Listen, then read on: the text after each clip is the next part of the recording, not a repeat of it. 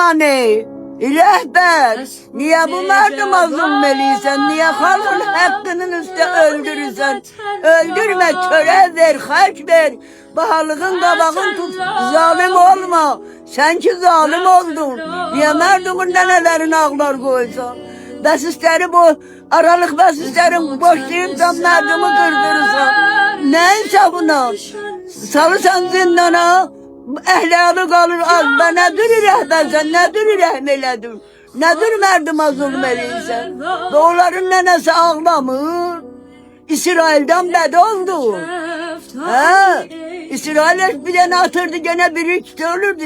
Sen öyle bir yeşere kırdırırsan, namert. İnsaf öyle de bir utan da. Ehli alın kaşa kefin çekir. Merdumun kız gelini avara darada içtiğin, bir tiki ehli alına töre tıkadı.